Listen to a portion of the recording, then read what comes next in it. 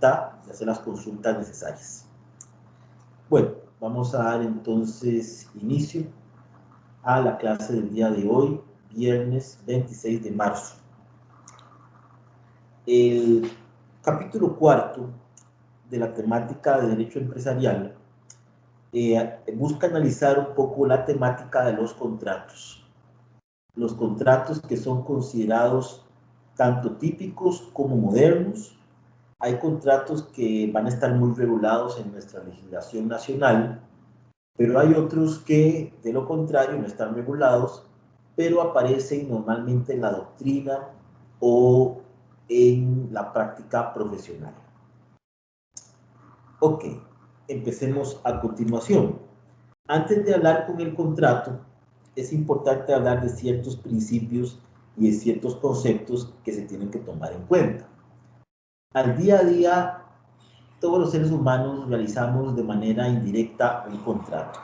Al comprar verduras, al comprar vegetales en la Feria del Agricultor, estamos celebrando en sí un contrato. No se requiere que haya un documento largo ni horas de negociación para que eso sea un contrato. Una mera compra o el préstamo de un bien, por ejemplo, un lápiz, un borrador, puede convertirse en un contrato. Ahí lo importante es que cumplan los elementos fundamentales para la consolidación de un acuerdo. Entonces, por ejemplo, en una compra-venta de frutas, es importante que las partes se pongan muy de acuerdo en el bien que se va a adquirir, por una parte, y el precio, ¿verdad? Que son los dos elementos fundamentales de una compra-venta. Igual, si yo adquiero con tarjeta de crédito, hay un contrato especial de tarjeta de crédito, donde están en juego todos los elementos que conforman este acuerdo de tarjetas de crédito. Ok, pero ¿qué podemos definir como un contrato? ¿Qué podemos decir que sea en sí el contrato? El contrato viene siendo un acuerdo de voluntades entre dos o más partes, el cual va a buscar la producción de efectos jurídicos. Eso es lo que va a buscar en ese sentido. El contrato va a vincular en un principio a las partes contratantes. No va a tomar en cuenta a otras partes. Eso es lo fundamental aquí para que ustedes lo entiendan de dicha manera. Es importante también que la labor contractual se realice sin vicios, ¿verdad? Que no existan vicios a la hora de la elaboración de un contrato o a la hora de la elaboración de un acuerdo. La presencia de vicios lo que hace es que el contrato no tenga la claridad suficiente. Entonces se denota que hay una presión o se indució a una de las partes a un error a la hora de contratar. Ok. La materia contractual está basada en una serie de principios.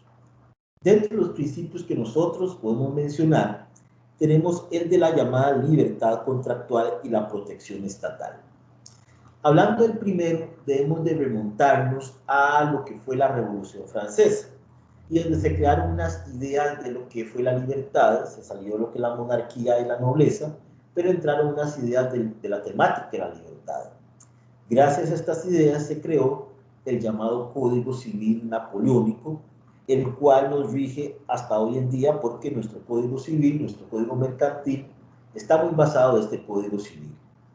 Entonces, el concepto de libertad, el concepto de autonomía, la voluntad, es fundamental a la hora de entender el contrato. Este nos dice que, por ejemplo, el Estado no debe de intervenir de manera tan directa en los aspectos de la contratación y la voluntad de las partes quedará libremente manifiesta, siempre y cuando no se violente ni el orden público, ni las buenas costumbres, ni la misma ley.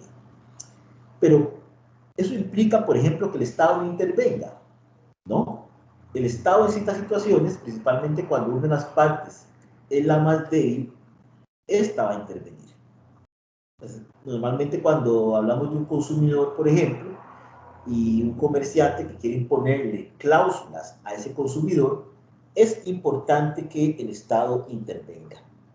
Entonces, gracias a esa intervención estatal, tenemos, por ejemplo, todo lo que establece la Ley de Promoción de la Competencia y Defensa Efectiva del Consumidor, en la temática de las llamadas cláusulas abusivas. También en nuestra legislación civil vamos a encontrar un buen grupo de una serie de cláusulas consideradas como abusivas.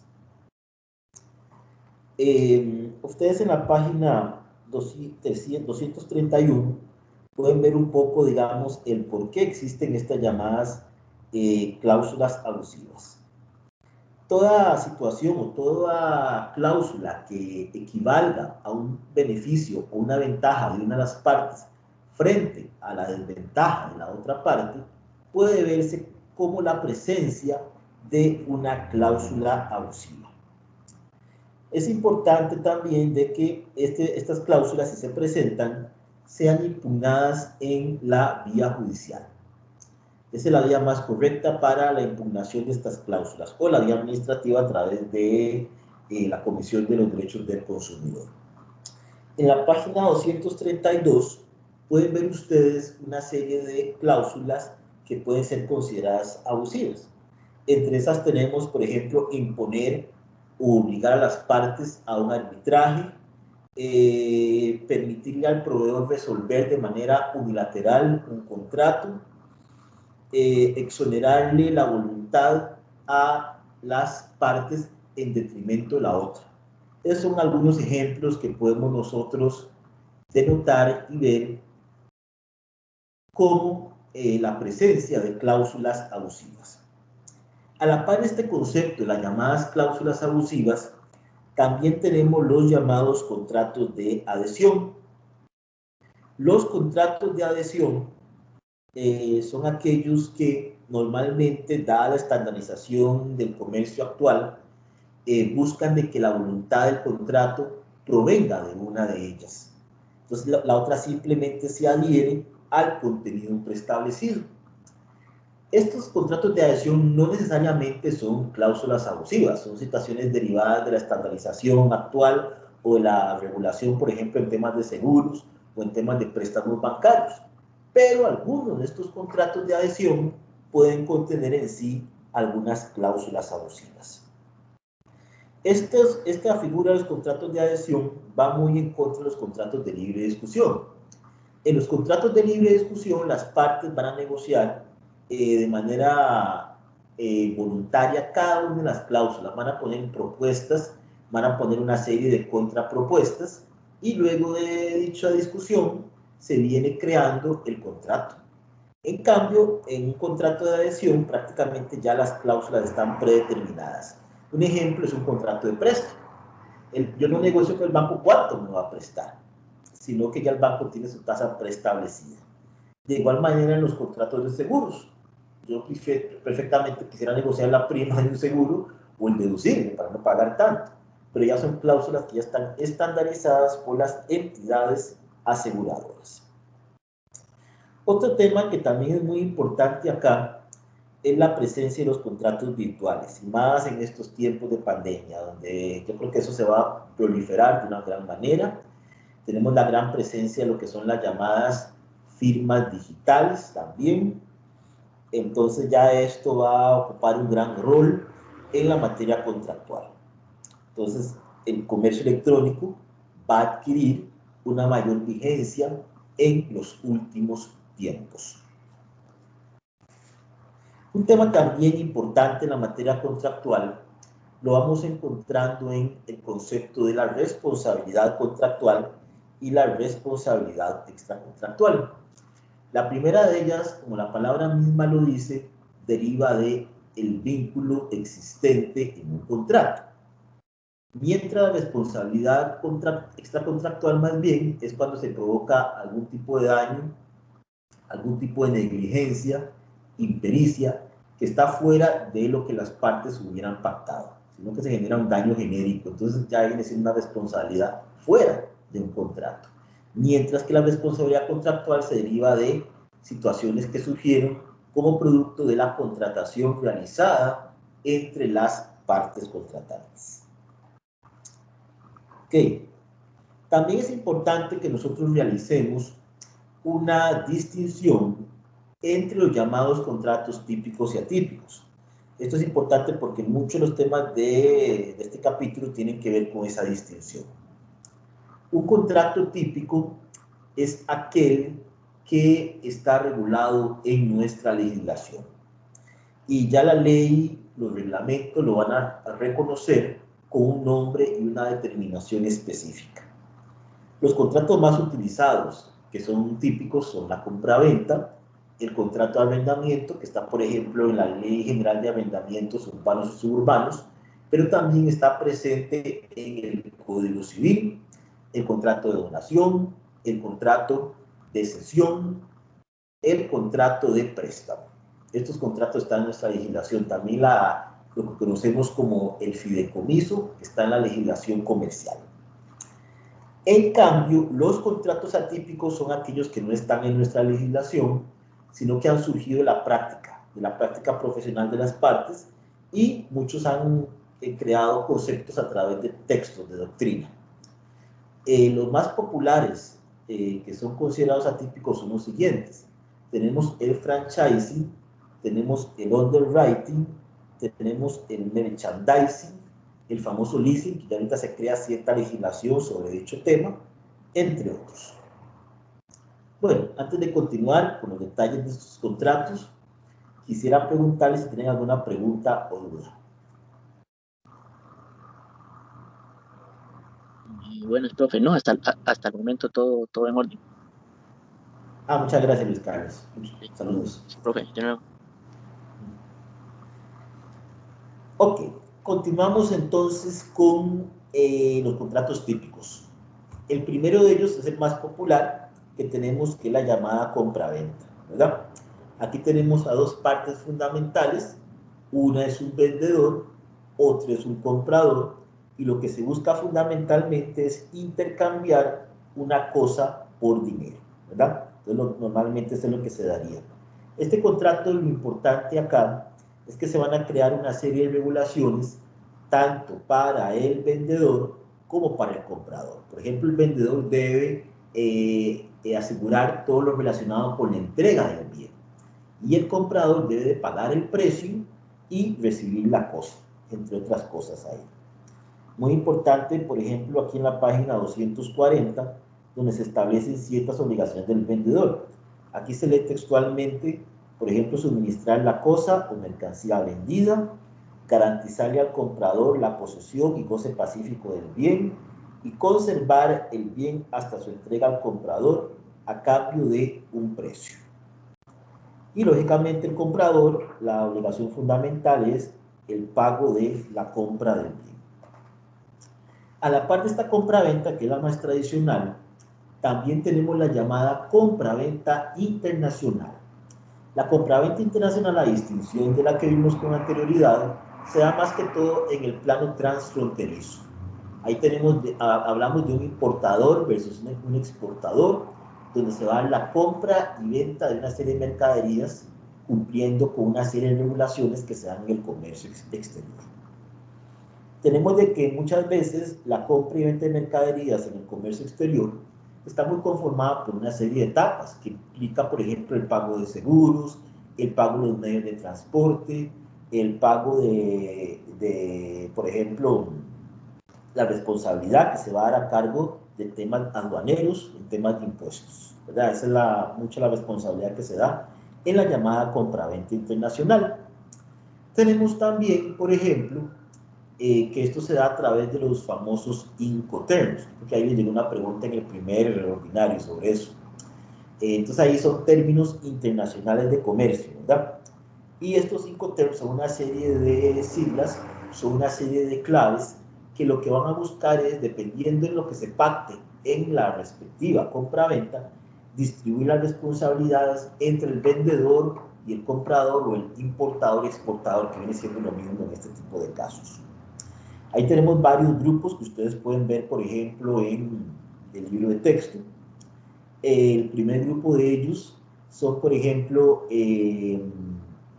los que empiezan con la letra F, que es el FCA, el FAS y el FOB. Esos son las principales grupos de Incoterms. Ahí ustedes pueden ver, digamos, las responsabilidades de cada uno de ellos. Dependiendo de lo que se negocie, así va a ser la responsabilidad y los riesgos que cada una de las partes va a asumir. Ya digamos, en el segundo grupo de cláusulas, aquí se va a incrementar aún más la responsabilidad del vendedor.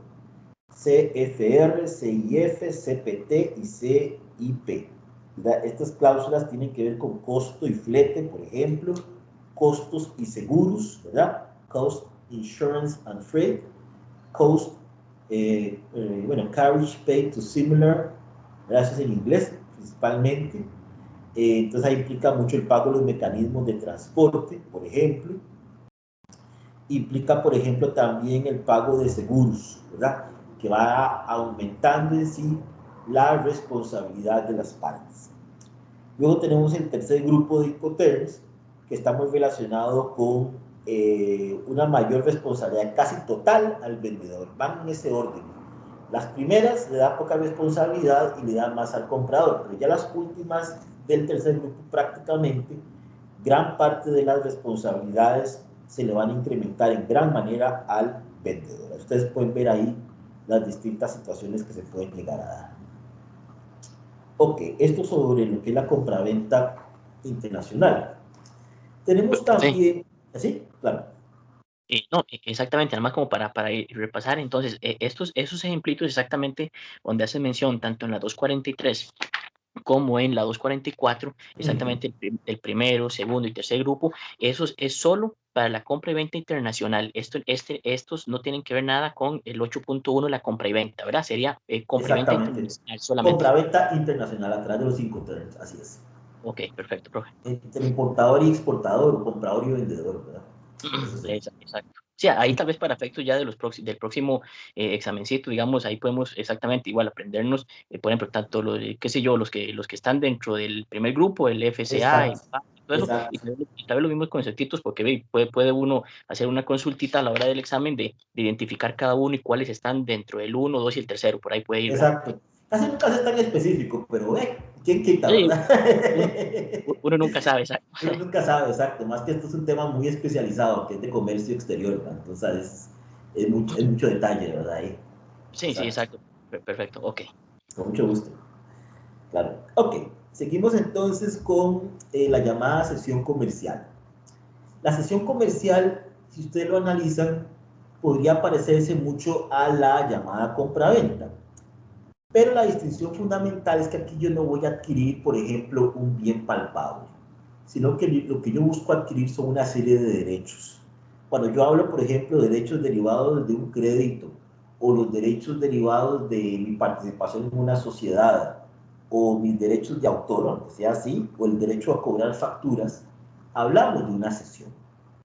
¿Verdad? No hablamos de un bien palpable, sino de una serie de derechos. Se le llama, por ejemplo, bienes abstractos, porque no los puedo palpar. Se ven en el negocio, se ven en el comercio, pero no son tan palpables como una mesa, una silla o una casa. ¿Verdad? Eso es distinto. Entonces ahí hablamos más de cesión. Normalmente hay un cedente, que es el que transmite esos derechos, y hay un cesionario que adquiere esos derechos a cambio de un precio, muchas veces. Por eso aquí se habla de la lectura de bienes corporales e incorporales, siendo incorporables los derechos. Era muy importante. Otro contrato aquí está, es el de transporte público, que ya está regido por las leyes especiales del Ministerio de Obras Públicas y Transportes y la ley de taxis, ¿verdad? Luego también tenemos como contrato típico el arrendamiento, donde hay una persona que le va a ceder el uso de un bien, de una casa a otra, que es el arrendante versus arrendatario, y se paga un precio y está muy regulado en la ley. También tenemos los contratos bancarios que tienen mucha regulación en nuestra legislación, tales como el contrato de cuenta corriente y el contrato de cuentas de ahorro, ¿verdad? Que están en el Código de Comercio, claramente regulados. Un contrato muy interesante que también es típico y es muy utilizado en distintas situaciones es lo que conocemos como el llamado fideicomiso. En el fideicomiso hablamos aquí de una relación tripartita que se puede desempeñar y se puede desarrollar de la siguiente manera. ¿Por qué hablamos de una relación tripartita? Porque se da lo siguiente, se los explico de manera breve. Una persona que es dueña de un bien lo entrega a otro para que se lo administre, y producto de esa administración va a beneficiarse a una tercera persona. Entonces, el dueño de ese bien se le llama fideicomitente, el ente administrador se le va a llamar fiduciario, y la persona que va a resultar beneficiada por esa administración se le llama fideicomisario. Normalmente esa es la relación tripartita que va a vincular este contrato.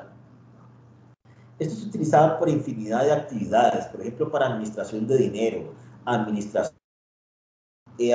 de una cartera de inversión, por ejemplo, para garantizar deudas. Muchas veces, tal vez la mecánica es distinta porque es un fideicomiso de garantía, pero igual se entrega un bien para que otra persona lo maneje y al final una de las personas va a ser beneficiadas, ¿verdad? Entonces, es una figura muy interesante. Y se ha utilizado también esto para el manejo de recursos, por ejemplo, para pequeñas. Es una buena figura, porque ahí hay tres partes involucradas y ninguna es la dueña, además que todo el fideicomiso es el dueño. Ok. El último de los contratos típicos del texto sería la fianza.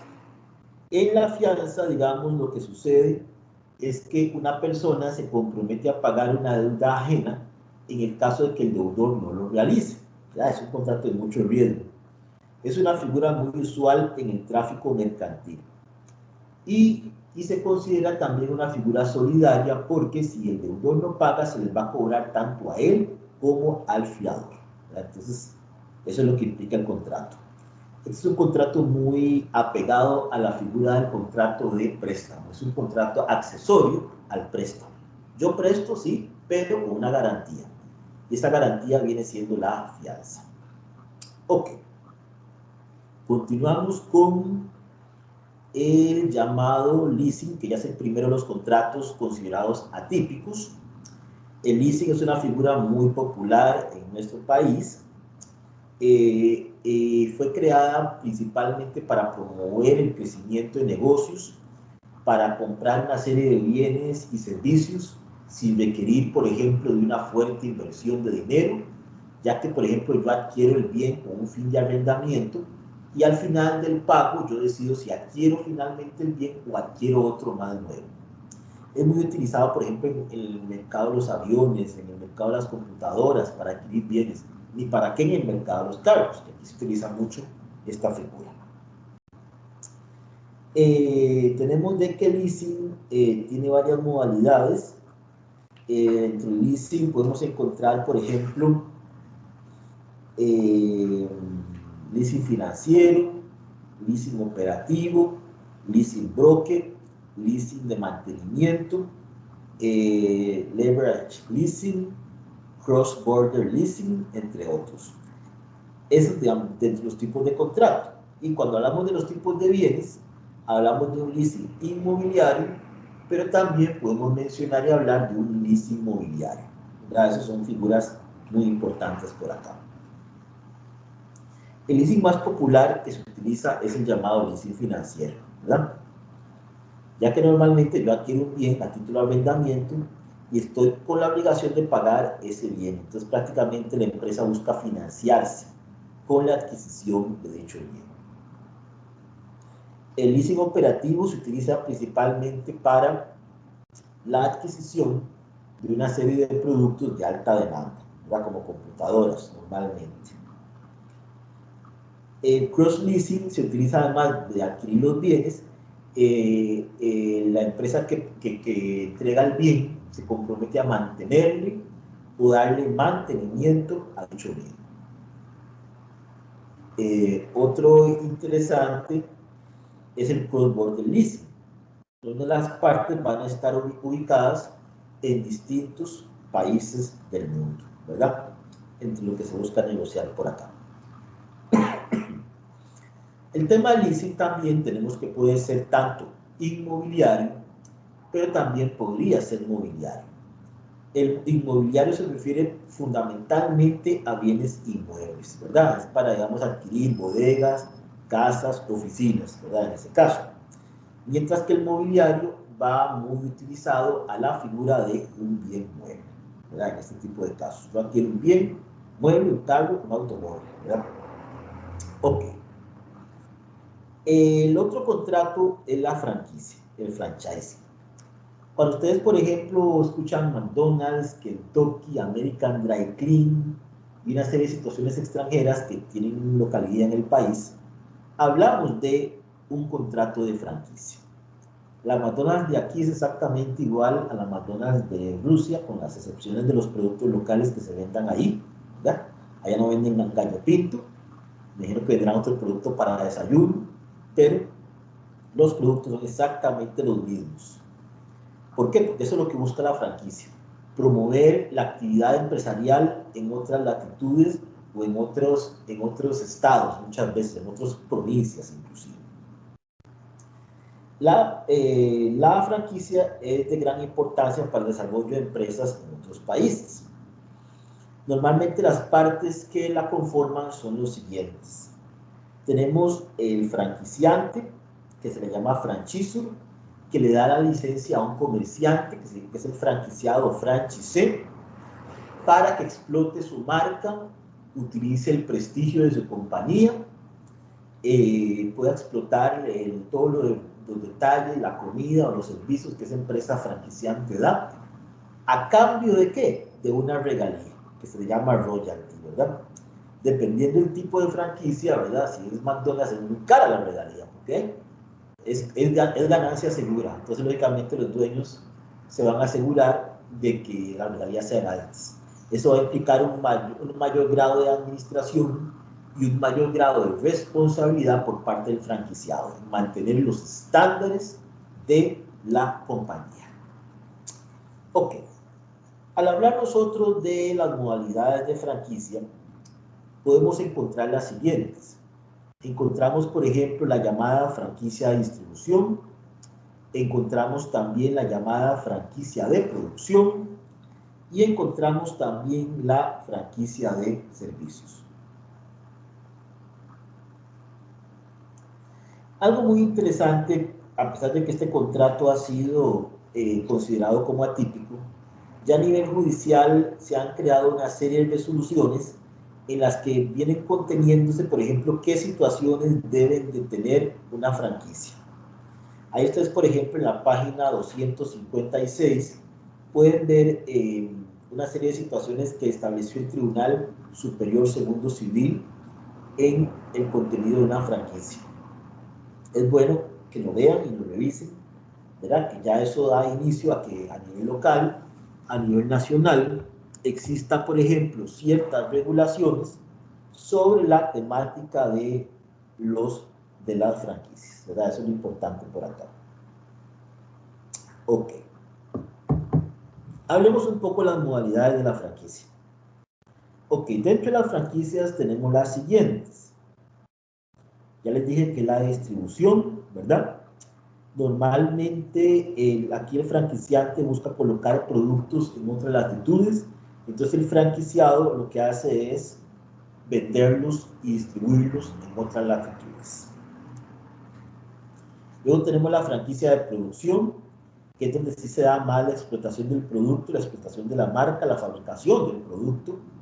Ya ahí, por ejemplo, hablamos de negocios de bebidas gaseosas o de alimentos, donde ya la empresa franquiciante o propietaria le entrega al franquiciado la totalidad de los secretos comerciales e industriales, ¿verdad? Para la explotación de esa marca o ese producto en un lugar determinado. Luego tenemos también la franquicia de servicios, que también es muy utilizada en estándares de calidad, por ejemplo, en dry clean, ¿verdad? Muchas veces mantener el mismo estándar aquí en Costa Rica que en Estados Unidos, el mismo tipo de servicio. No sé si ustedes escucharon, por ejemplo, el famoso negocio de retrochería de Manuela, que implica lo que es la reparación de ropa. Eso se da bajo ciertos estándares internacionales. Aquí en Costa Rica existe una, que es una franquicia española. Luego también tenemos la franquicia Corner, ¿verdad? La franquicia Corner lo que busca es que se venda el producto en un determinado establecimiento mercantil, un supermercado y en un lugar específico, donde las partes puedan determinar, identificar ese tipo de labor. Ok.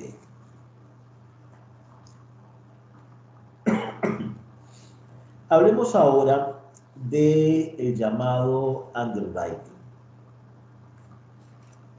El contrato de underwriting es una figura bastante compleja, ya que muchas veces las empresas necesitan un financiamiento y no quieren recurrir, por ejemplo, a un préstamo bancario. Entonces requieren otro tipo de figuras, otro tipo de mecanismos para mantener su liquidez y mantener su estabilidad. Entonces normalmente para eso está la figura del llamado underwriting. Esta empresa, por ejemplo, que se le llama empresa emisora, muchas veces lo que quiere es, o lo que va más bien a realizar, es la emisión de una serie de acciones. ¿Para qué? Para colocarlas al público y venderlas.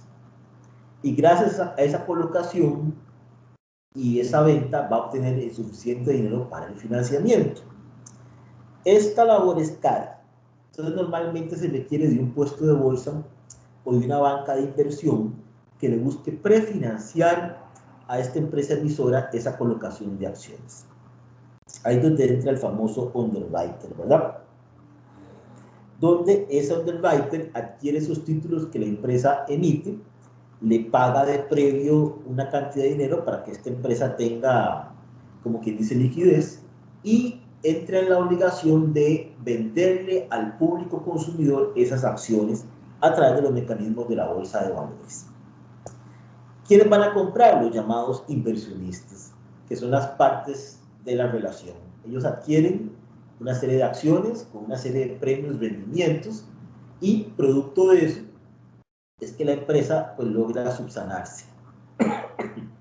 Muchas veces la empresa underwriter financia esta colocación. Entonces todo va a estar dependiendo del tipo de underwriting que se pacte. Así es como se va a adquirir la ventaja en este contrato. Ahí ustedes pueden ver, por ejemplo, en la página 263,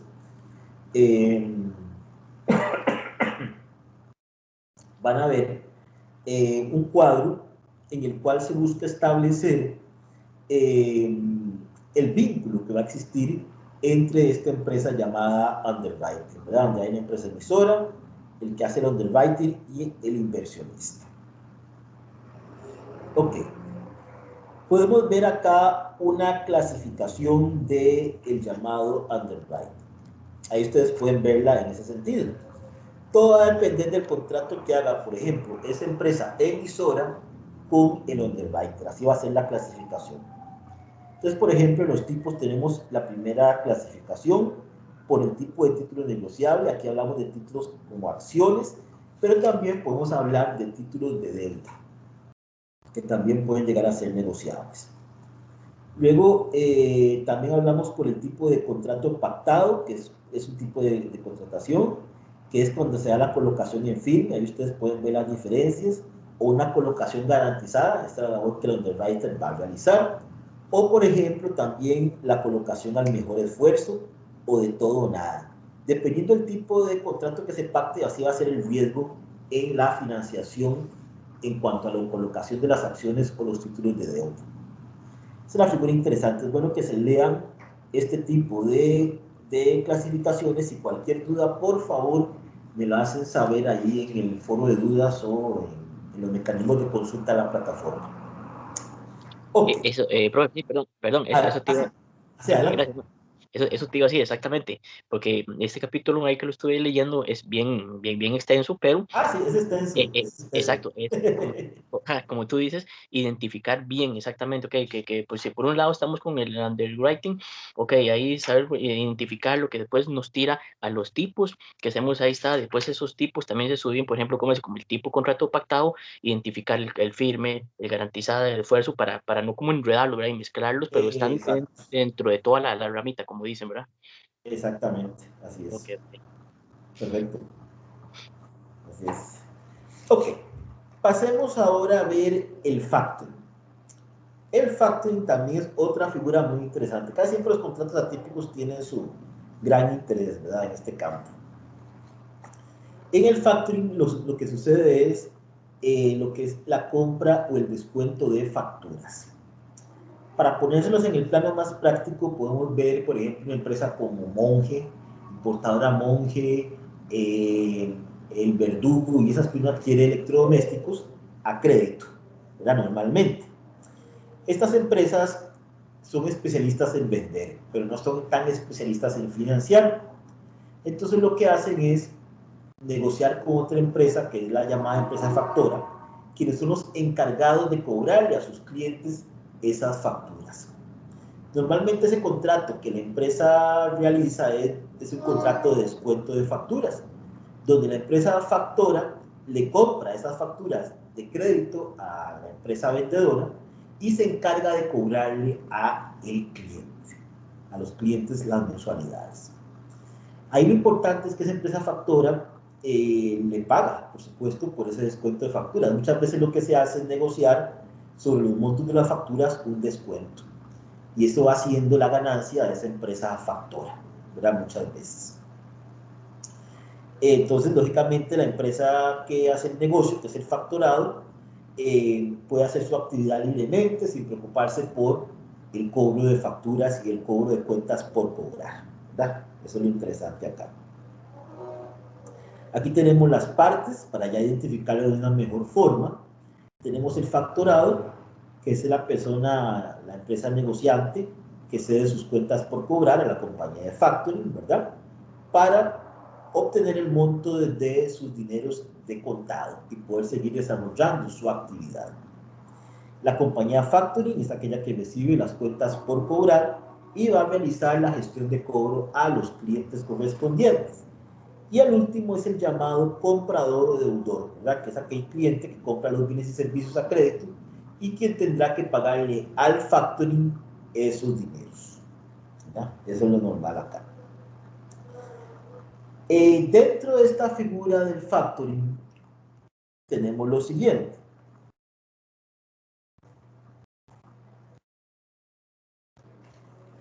Dentro de la figura del factoring tenemos de que hay una gran clasificación también. Tenemos, por ejemplo, entre los tipos, por el tipo de sociedad, ahí ustedes pueden verlo de una manera muy clara. Por el tipo de ejecución, muchas veces se notifica al cliente de que hay un factor, muchas veces no se notifica. Puede ser que uno va a pagar ahí un crédito al Verdugo y es la empresa factora la que está manejando las cuentas y no el Verdugo, pero el cliente no sabe, no se le está notificando. Otras veces se le notifica a los clientes de que su cartera de créditos va a ser llevada a cabo por una determinada compañía y esa compañía se le va a pagar, ¿verdad? Esas son situaciones que se pueden llegar a dar. Y también el tema del financiamiento, ¿verdad? Por ejemplo, hay unas que son al vencimiento y otras que son a la vista. Ahí pueden ver ustedes los detalles de cada una de este tipo de situaciones. Ok. Otra figura muy interesante es el llamado contrato de joint venture. Cuando hablamos de un contrato de joint venture, estamos hablando de una alianza estratégica. Muchas veces empresas que aún siendo competidoras pueden unirse para lograr una determinada estrategia. Entonces firman un contrato en el cual, gracias a esa alianza, logran conformar grandes negocios, ¿verdad?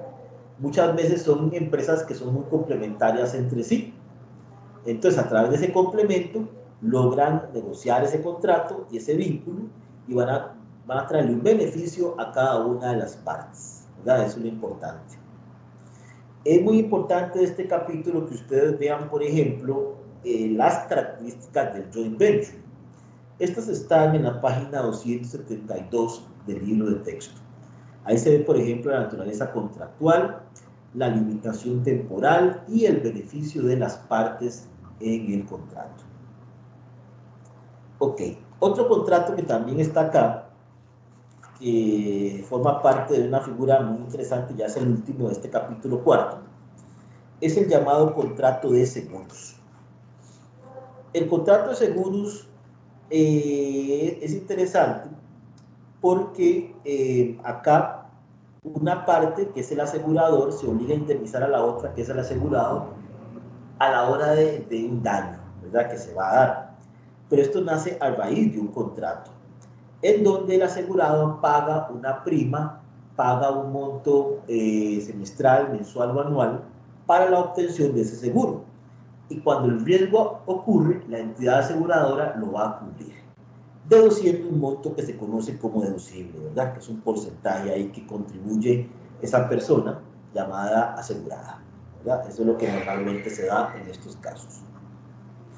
Muy importante acá conocer los elementos del llamado contrato de seguro. Tenemos, por ejemplo, el asegurador, que es el que va a ejecutar masivamente el contrato de seguro, asumiendo los riesgos y el patrimonio.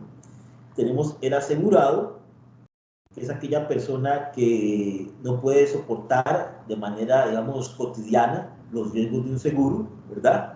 Entonces, por eso adquiere el seguro, ¿verdad? Entonces, lógicamente, ante un riesgo, un daño, una situación que ocurra, la aseguradora le va a pagar. Luego tenemos la prima, que es el dinero que el asegurado cancela al asegurador por el traslado del riesgo, ¿verdad? La conservación del objeto asegurado, por ejemplo, si se está asegurando una casa o un vehículo, hay un compromiso, por ejemplo, asegurado de cuidar dicho bien, ¿verdad?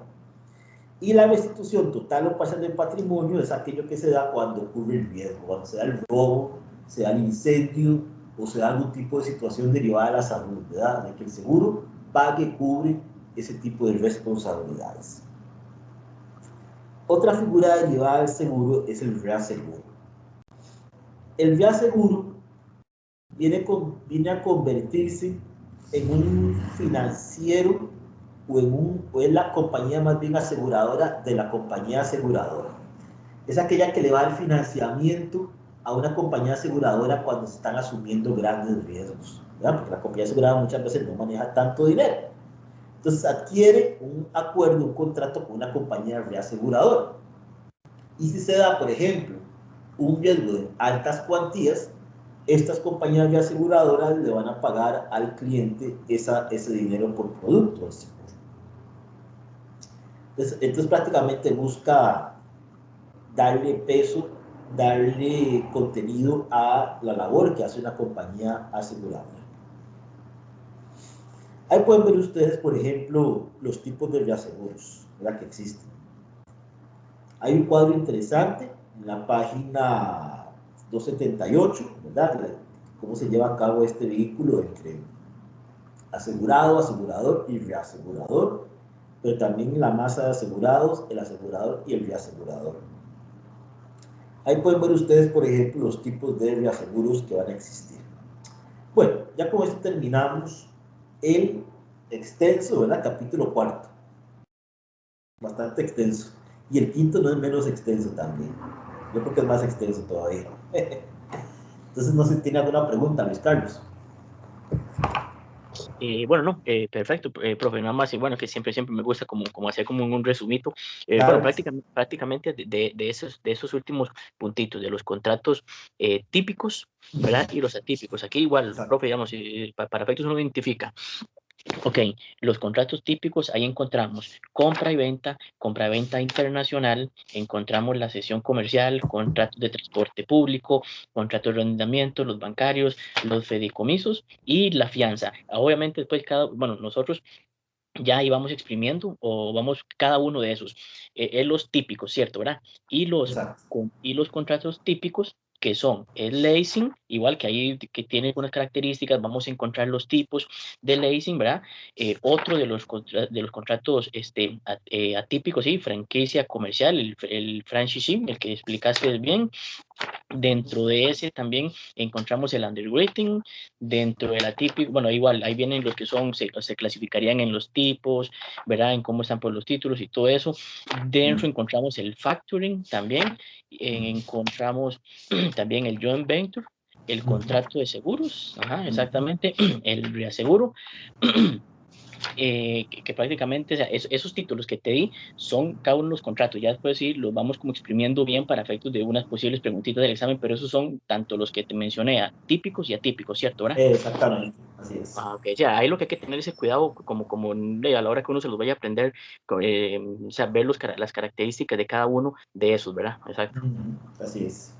Y para efectos de examen, profe, perdona, digamos, que puedan preguntar, eso yo me imagino que tal vez no tan explícito, ¿verdad? O me imagino que tal vez que No, no. vieras que no es tan explícito, se pregunta los tipos, por ejemplo, los tipos de franquicias, se pregunta mucho que el corner, que el de distribución y así, los tipos. Excelente.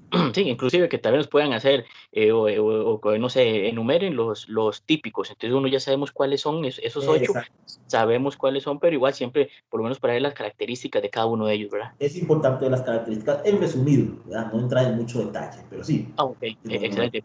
Profe, y perdona nada más, antes de ya que desde que entres en el último y todo eso, una preguntita. Bueno, creo que en el examen me fue muy bien. Nada más una preguntita. ¿Los resultados cuándo pueden estar? ¿O eso igual va a un proceso? Los resultados se desconectan, se abren el lunes.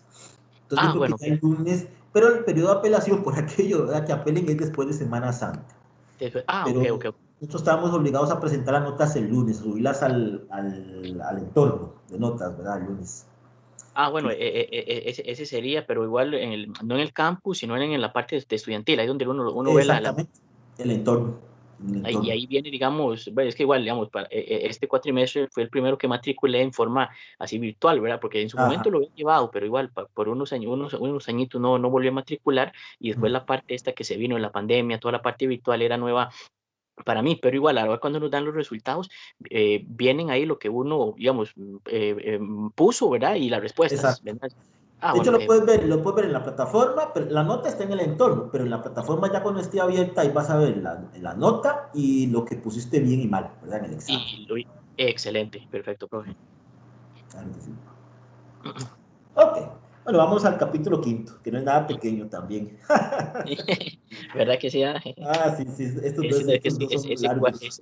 este cuarto, no, pero la explicación que ella dice, por lo menos como para cómo enfocarme, a pesar de que ya lo estuve leyendo, Ujú, ya por lo menos le doy una idea, porque yo veía todos estos nombres así, pero no, entonces ya sé si, o sea, por lo menos esos últimos 2 puntos importantes, ¿verdad? De los contratos típicos y atípicos y cómo se subdividen para uno más o menos no enredarse más que nada. Ajá. ujú, ujú, así es. Oiga, gracias. Ok, pasemos ahora a analizar el capítulo quinto. Ese tiene que ver con las sociedades y lo que es la vida de las llamadas sociedades, ¿verdad?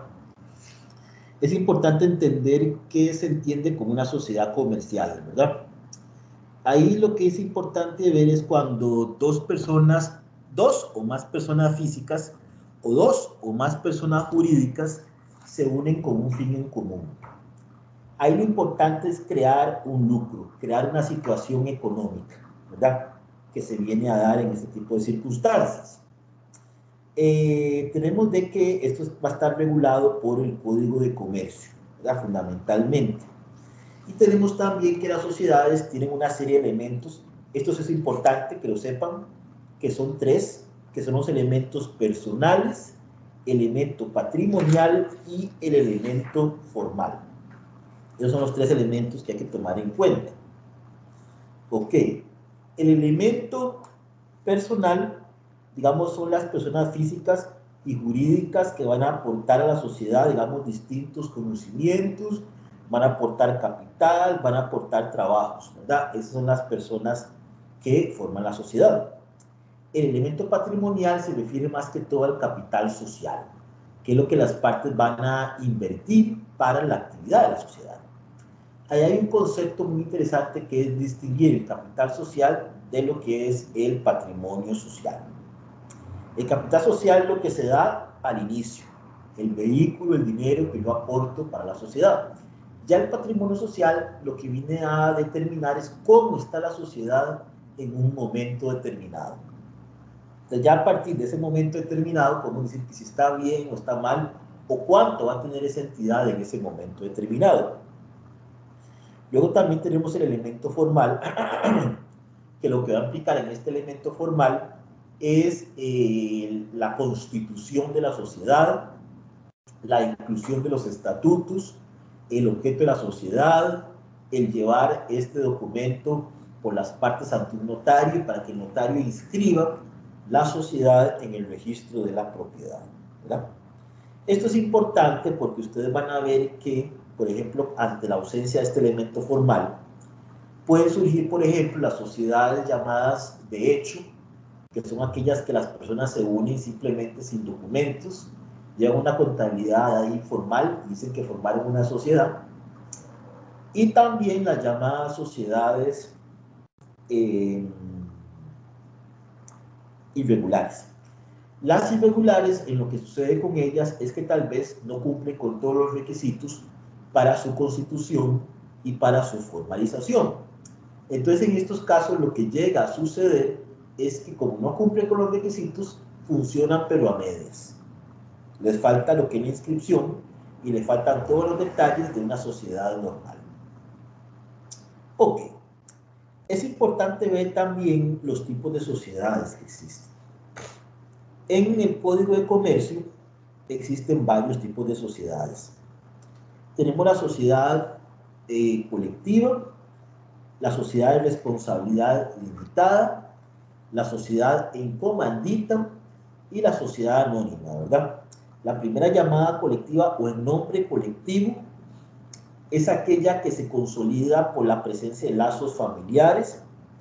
Normalmente el nombre está conformado por el apellido de alguno de los socios y aquí no existe lo que conocemos como la limitación de responsabilidad. Entonces, ¿qué sucede? Si la sociedad se ve involucrada en algún fraude, en alguna situación económica, no solo van a perseguir los bienes de la sociedad, sino que también van a perseguir los bienes de cada uno de los socios. Entonces es un gran riesgo, ¿verdad?, que existe. Por eso han perdido mucho atractivo este tipo de sociedades en nombre colectivo. Luego tenemos también las llamadas sociedades en comanditas. Estas lo interesante es que están conformadas por dos grandes grupos de socios. Tenemos los llamados socios comanditarios, con R, que son los socios capitalistas, que se limitan solo a aportar dinero, pero no van a formar parte de la dirección de la empresa. En cambio, en los socios comanditados, los gestores son los que aportan aportan más que todo, bueno, capital de industria y de trabajo, conocimientos, eso es lo que aportan. Y van a administrar y van a representar a la sociedad, ¿verdad? Y de igual forma, esta sociedad es de carácter ilimitado, es como quien dice subsidiaria y solidaria. Entonces aquí también se da lo mismo que la sociedad pasada. Ante una determinada situación pasa algo muy interesante. Los socios van a verse afectados y principalmente los socios comanditados, que son los socios gestores o los socios administradores. Ok. La otra sociedad que ya alcanza un fin más interesante es la sociedad de responsabilidad limitada. En la sociedad de la responsabilidad limitada, lo interesante es que ya yo como socio, yo solo voy a responder ante una situación de la sociedad por el aporte dado. Mi responsabilidad llega hasta ahí. Esta sociedad también se utiliza con unos fines familiares, principalmente porque son pequeños empresarios que van a gestar este tipo de actividad. Normalmente las siglas son limitada o SRL, ¿verdad? Es lo que se utiliza. Y también están manejadas por lo que conocemos como razón social, que es el nombre o apellido de los socios. Algo muy interesante de estas sociedades es que, a distinción de las sociedades anónimas, el capital social está conformado por cuotas nominativas, no por acciones. Entonces, por ejemplo, son gente de grupos familiares que quieren conformar esta entidad. Yo puedo cederle mis cuotas a un tercero, ¿sí? Pero requiero el consentimiento de los miembros de la sociedad para llevar a cabo esta labor. Ya vamos a ver, por ejemplo, que en la otra sociedad anónima es mucho más amplio. Ok. También tenemos de que esta sociedad de responsabilidad limitada, el manejo va a estar a cargo de uno o varios gerentes. Entonces, como que dice, es un funcionamiento muy pequeño, no se requiere de grandes personas o de una gran junta directiva, como en la sociedad que ya vamos a ver a continuación, que sería la sociedad anónima. En la sociedad anónima lo que viene a suceder es que en esta sociedad, en esta entidad, el capital está representado por una serie de acciones, que son títulos que yo puedo perfectamente vender de manera libre. Estas entidades se dan para negocios con gran alcance regional, nacional y mundial. Y la acción es la forma en que se va a transmitir la condición de socio. Lo interesante es que también para que exista una sociedad anónima tiene que haber 2 socios como mínimo. Normalmente está conformado por una junta directiva y por un fiscal. Y de hecho, por eso tenemos de que estas sociedades normalmente son más amplias, ¿verdad? De hecho, se habla de que está conformada por 3 grandes órganos o por 3 grandes grupos, que son, por ejemplo, la asamblea de accionistas, que toman las decisiones más fundamentales y más importantes en la vida de la sociedad. Luego tenemos la junta directiva, que ahí está el presidente como mínimo, secretario, tesorero y fiscal, que van a velar por el día a día de las actividades de la sociedad.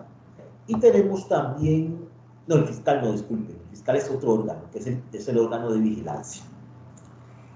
Entonces tenemos en la junta directiva presidente, secretario, tesorero, como mínimo. Pueden haber vicepresidentes, pueden haber vocalías.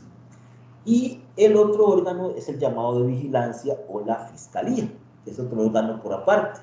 Y su función es la de velar por el estricto funcionamiento y la labor que está realizando la junta directiva. Eso es lo importante acá que se puede ver. Al ser una sociedad más grande y con mayor tipo de actividad, perfectamente uno puede pedir, como lo van a ver ustedes en el libro de texto, la nulidad de una asamblea. Ahí claramente están esas situaciones que se pueden llegar a dar. También pueden ver ahí, por ejemplo, en la página 310, las funciones y las atribuciones del fiscal, ¿verdad? Que eso es lo que normalmente se puede llegar a dar en este tipo de casos, en este tipo de situaciones. Ok.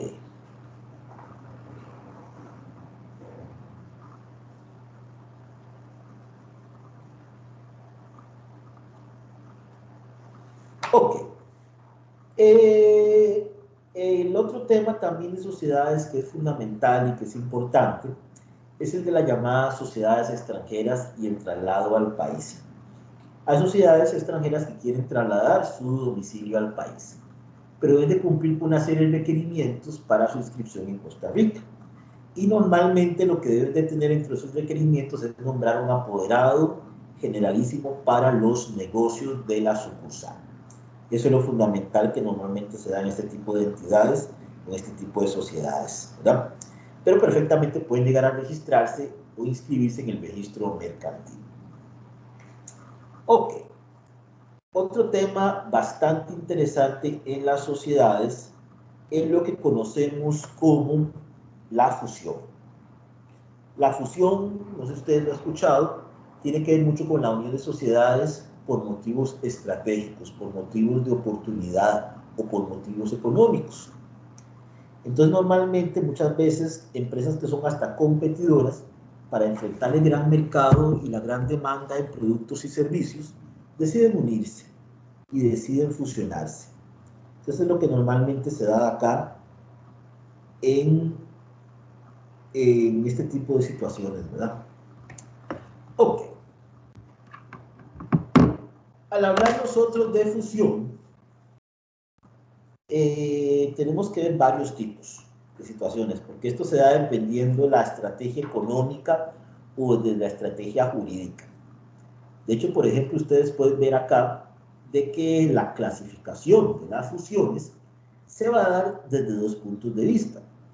Hablamos en primer lugar de un impacto económico, pero también podemos verlo desde un impacto jurídico. Desde un impacto económico podemos hablar, por ejemplo, de la fusión vertical, podemos hablar de una fusión horizontal y podemos hablar de una fusión conglomerada. Y desde el impacto jurídico, que es el que más yo conozco, ¿verdad? Es, por ejemplo, la fusión por incorporación, la fusión por absorción y la fusión consolidada por integración. Vamos a ir viendo cada una de ellas, que este es un campo muy interesante. Y hablemos de las fusiones, pero dentro del punto de vista económico, el impacto económico. La primera de ellas es la llamada fusión vertical.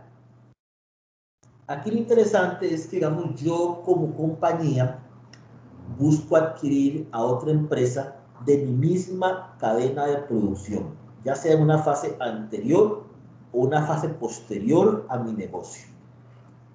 Entonces, por ejemplo, yo hago jugo de naranjas, como ese libro de textos. Ya yo quiero comprar a la proveedora de jugo de naranjas, hasta la siembra. O sea, yo voy a encargarme de toda la cadena de producción. Entonces, en este caso, yo adquiero esa empresa. Y como lo estoy adquiriendo, entonces realizo una fusión llamada vertical. Aquí en la página 315, ustedes pueden ver, por ejemplo, cómo yo realizo esa fusión, ¿verdad? Hay un proveedor de materia prima, hay una empresa, por ejemplo, que está interesada en la fusión y el distribuidor. Y muchas veces yo quiero hasta la empacadora para hacer los jugos de naranja, es decir, quiero toda la cadena de producción del cliente. O sea, voy hacia adelante o hacia atrás. Hacia atrás, lógicamente, desde que se siembran las naranjas, hacia adelante hasta el empaque y la producción, ¿verdad? Esa es la llamada fusión vertical, porque forma parte del mismo proceso productivo. Inclusive puedo tomar en cuenta hasta la comercialización del producto. Bueno, es un riesgo fuerte, una gran inversión de dinero. Si lo tengo, lo puedo hacer, si no, no. Ok. En la horizontal, que sucede algo muy interesante, ahí lo que se busca adquirir es, digamos, otra compañía, pero no tanto en la cadena de producción, sino en el sector, ¿verdad? Y aquí normalmente lo que yo busco es dominar el mercado. Entonces, normalmente yo lo que busco es adquirir una empresa competidora. Es como cuando las farmacias Fisher adquirieron la bomba. Entonces, adquirir un poco la producción la venta y distribución de farmacéuticos, pero a un precio económico. ¿Para qué? Para buscar la concentración del mercado.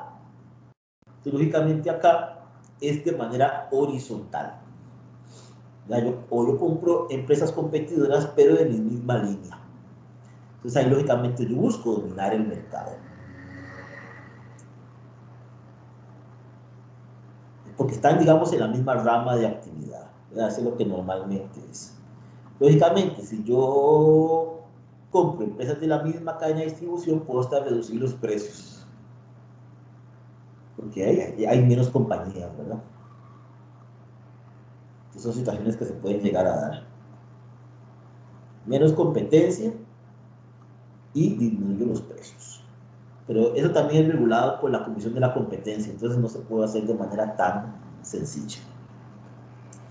Ok, la otra fusión es la llamada conglomerada. Aquí es cuando yo adquiero una empresa, pero de un sector distinto al mío, pero lo que busco es complementar mi producción con esa producción. Algo parecido a la Gallito cuando fue adquirida por la Dos Pinos, ¿verdad? Ellos producen confites, producimos confites y podemos complementar con la creación de helados de confite. Normalmente lo que se puede llegar a dar en este tipo de casos. Esta es la llamada conglomerada. Muchas veces tienen una relación entre uno y otro porque forman parte de la cadena alimenticia. Muchas veces no forman parte, digamos, de una actividad que yo realice. Entonces, ahí se llama una fusión sin relación. Ya entrando a las fusiones desde el punto de vista jurídico, tenemos la llamada fusión por integración, ¿verdad? Ahí normalmente dos o más empresas se unen para formar una nueva y desaparecen las anteriores. Los abogados le llamamos también fusión por creación. Desaparecen dos empresas ahí y se crea una nueva.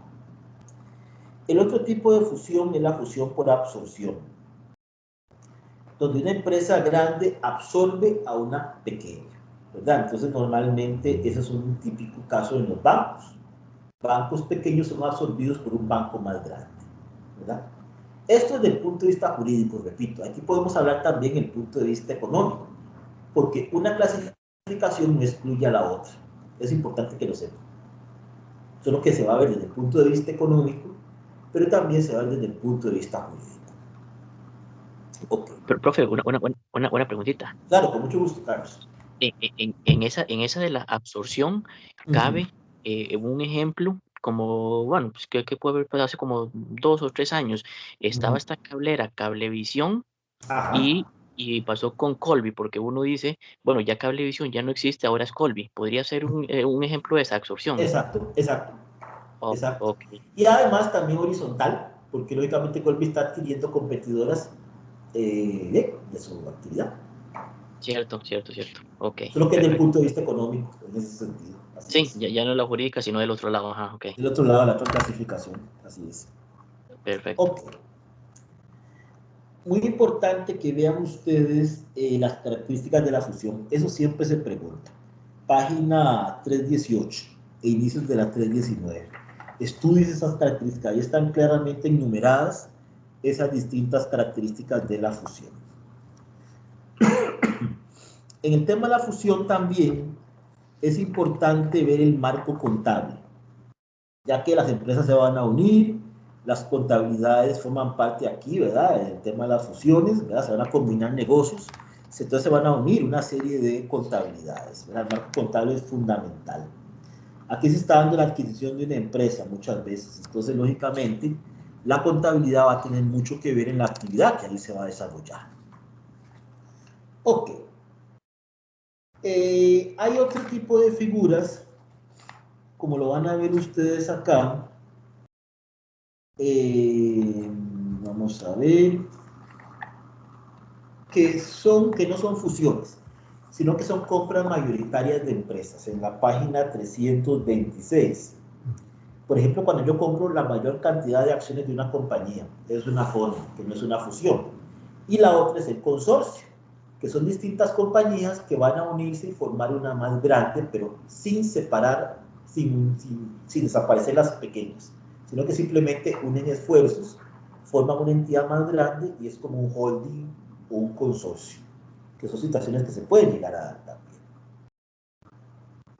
Entonces, esa sociedad pequeña le van a dar cuentas a una sociedad mucho más grande, muchas veces, que son situaciones que se pueden llegar a dar ahí. Ahí lo pueden ver ustedes. Y lo último de este subcapítulo es el tema de la transformación. Perfectamente lo que nos dice es que una sociedad, por ejemplo, de un tipo, puede convertirse en otra sociedad de otro tipo. Eso puede darse. Una sociedad anónima, bueno, al revés, una sociedad colectiva se puede convertir en una sociedad anónima, o una sociedad de responsabilidad limitada se convierte en una sociedad anónima, o viceversa. Una sociedad anónima que es muy amplia, quieren hacerla más pequeña, la convierte en una sociedad de responsabilidad limitada. Entonces perfectamente puede darse la transformación de las empresas. Ok. Ya lo que es la escisión en Costa Rica no se da mucho, que es lo contrario a la fusión, que es cuando ya una entidad deja de ser grande y se divide en dos sociedades pequeñas. Eso en Costa Rica falta mucho por regular, entonces no se le da mucha importancia en cuanto a las preguntas. Denle una leída, que siempre es bueno tener ahí la diferencia entre la escisión total, donde una sociedad grande se va a dividir entre dos sociedades pequeñas, o una sociedad parcial, una escisión parcial, donde se va a desprender de una sociedad grande una sociedad pequeñita. Eso es lo normal acá. Y también ver las características de la escisión de las sociedades. Ok. El otro concepto que también es importante en la vida de las sociedades es lo que conocemos con el nombre de disolución. La disolución viene siendo el fin de una sociedad, pero de una manera voluntaria, no como la quiebra, que ya ahorita lo vamos a ver. En la disolución lo que viene a suceder es lo siguiente. La sociedad finaliza por una serie de causales establecidas en el Código de Comercio. Normalmente el vencimiento del plazo social es un elemento de la disolución. Luego tenemos si la sociedad pide el 50% en cuanto a su capital, El acuerdo de socios viene siendo también una causal fundamental en el tema de las disoluciones. Si se da la disolución, la sociedad muere.